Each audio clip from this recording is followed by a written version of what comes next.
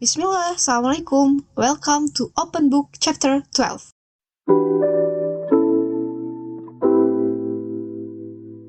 Sebelumnya aku mohon maaf banget karena ternyata aku nggak nemu feel waktu baca retrocation versi buku dibandingkan retrocation versi Wattpad. Meskipun di Wattpad dulu aku baru baca sekitar 75%. Sejujurnya, aku agak bingung nih mau ngomong apa karena baca ini sempat kejeda dari November tahun 2021 lalu dan baru dilanjut Januari sekarang. Seperti biasa, kita ke identitas bukunya terlebih dahulu. Judulnya Retrocation, karya Ayunita Quraisy. Arti retrocation itu apa? Nanti dijelaskan sekalian menjelaskan sinopsis secara singkat. Aku suka banget sama cover buku yang simple, estetik, apalagi warna monokrom tanpa ada visual tokoh utama. Bikin nebak aja gitu isinya bakalan tentang apa. Genre-nya City Light, aku juga nanti mau bikin video terpisah untuk membedakan apa itu Teen Lit, Chick Lit, City Light, Metropop, biar review ini nggak terlalu panjang. Buku ini dipublish pertama kali di Wattpad dan diterbitkan oleh PT Alex Media Koputindo di tahun 2021. Masih baru banget, jumlah halamannya lumayan tebal, 420 halaman. Sinopsis singkat sesuai dengan judul, isinya metropop ala-ala Crazy Rich Asian gitu. Dua tokoh utamanya Alia Nata dan Praditya, atau Alia dan Radit. Dua orang ini tuh sempurna tak tertolong. Tajir, cerdas, good looking, good manner, konglomerat. Dahlah, diborong semua sesuai dengan apa yang dideskripsikan oleh penulisnya. Too good to be true. Ditulis menggunakan sudut pandang orang pertama, tapi gantian.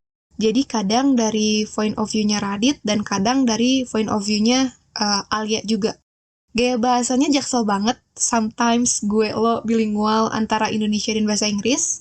Khas mbak-mbak SCDBD yang berkarir, entah itu ada yang satu kata, ada yang satu frasa, bahkan ada yang satu kalimat. Alia ini seorang vice president di salah satu bank swasta, kerja di bagian divisi resiko atau bagian risk. Dengan segala kesempurnaan dan pencapaiannya itu, Alia ini masih lajang, bahkan di usianya yang mau masuk kepala 3. Alia ini sebenarnya suka sama sahabatnya yang juga kerja di satu kantor yang sama, tapi beda bagian. Namanya Arga, beda divisi. Sayangnya, Arga ini tuh udah tunangan sama Karin. Nah, di acara tunangannya Arga dan Karin, Alia pertama kali ketemu sama Radit. Nah, Radit ini temennya Arga. Radit ini seorang finansial konsultan dan segala-galanya juga sempurna, bahkan lebih sempurna dari Alia. Meskipun sama-sama konglomerat, tapi dari segi edukasi dan pencapaian kerja, Radit ini lebih wah banget. Intinya, pas sudut pandang Radit, dia muji-muji bagaimana sempurnanya Alia, tapi pas bagian narasi dari sisi Alia, dia juga memuji bagaimana sempurnanya Radit. Jadi mereka secara tidak langsung itu memuji satu sama lain. Nah, semenjak mereka berdua itu ketemu di tunangannya Arga dan Karin, itu banyak banget kebetulan-kebetulan yang terjadi yang membuat mereka dekat. Apalagi setelah bank tempat Alia kerja itu ada satu project yang melibatkan tempat kerjanya Radit, yang otomatis mereka sering ketemu juga. Habis makin dekat, ya sering makan bareng, sering jalan bareng, sampai nonton bioskop, otomatis mereka pacaran. Intinya, Alia udah milih Radit meskipun dia belum sepenuhnya move on dari Arga. Tapi dia melepas Arga buat Karin dan dia juga udah membuka hati buat Radit. Lagi pula Arga dan Karin kan udah mau nikah gitu. Di sini letak asal mula judul retrocation. Jadi retrocation itu sebuah istilah finansial yang artinya pelimpahan resiko dari satu pihak ke pihak lainnya. Kalau dianalogikan nih, setangkep aku, ini kayak pengalihan resiko yang Radit ambil buat ngedeketin Alia. Padahal saat itu dia tahu Alia itu masih suka sama Arga. Nanti ada satu konflik kecil yang membuat Arga dan Karin batal nikah, di mana konfliknya melibatkan hubungan Alia dan Radit juga. Singkatnya seperti itu sinopsis novel ini, selebihnya silakan baca lebih lengkap di buku. Sebelum aku bahas kelebihan beserta pujian buat novel ini, kita bahas minusnya dulu kali ya. Pertama, ada beberapa kesalahan pengetikan yang sebenarnya nggak terlalu ngaruh, dan sependek kejelian mata aku, ada 2 kata yang salah ketik. Tapi aku lupa nandain halaman berapa. Kedua, aku ngerasa kosong pas baca buku ini, nggak seperti pas baca versi Wattpad. Beberapa review di Goodreads juga mengatakan hal yang sama, bahkan ada yang hampir nggak menyelesaikan baca. Sayangnya mereka nggak pernah baca versi Wattpad-nya. Aku malah nemu feel-nya tuh di Wattpad, mungkin karena aku udah tahu duluan alurnya bakalan gimana, atau karena melewati fase revisi sama editor. Setelah melewati fase revisi sama editor, gaya kepenulisan puisi tuh kadang jadi berubah atau berkurang gitu.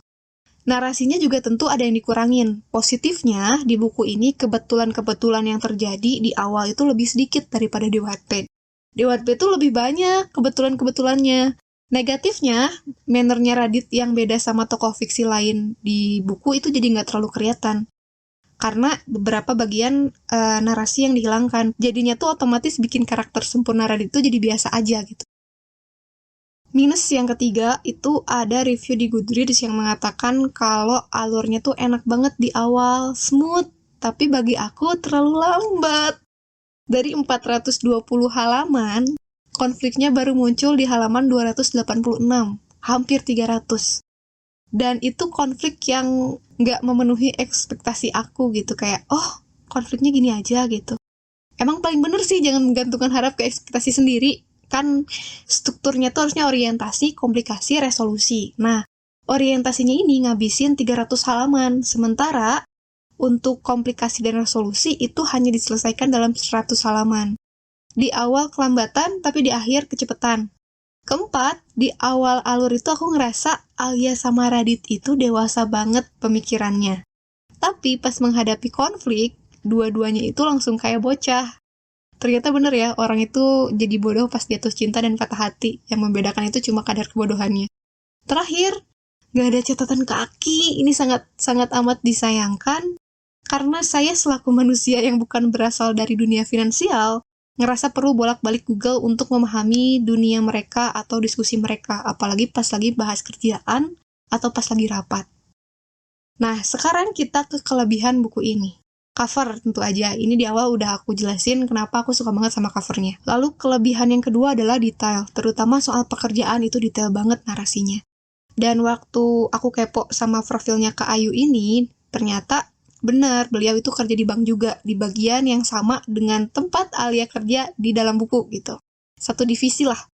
Pantesan gitu bisa sedetail itu. Pernah ngerasain nggak sih novel yang ditulis sama orang yang memang ahlinya di bidang tersebut sama yang bukan ahli di bidang tersebut? Misal nih, tulisan Kak Ayu itu sama tulisan aku bakalan beda hasilnya meskipun sama-sama nulis soal finansial.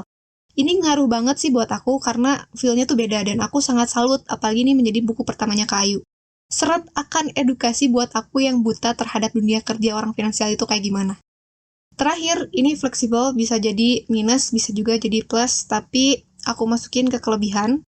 Buat teman-teman yang lagi pengen mulai baca buku berbahasa Inggris ringan, tapi nggak mau bahasa Inggris banget total, bisa dimulai dengan baca buku ini, karena banyak bagian yang pakai bahasa Inggris, terlebih ini bahasa Inggris yang sering dipakai dalam kehidupan sehari-hari. Aku beli buku ini bukan pas lagi PO, jadi harganya lebih murah, dan ini bukunya ori. Linknya boleh cek di bawah.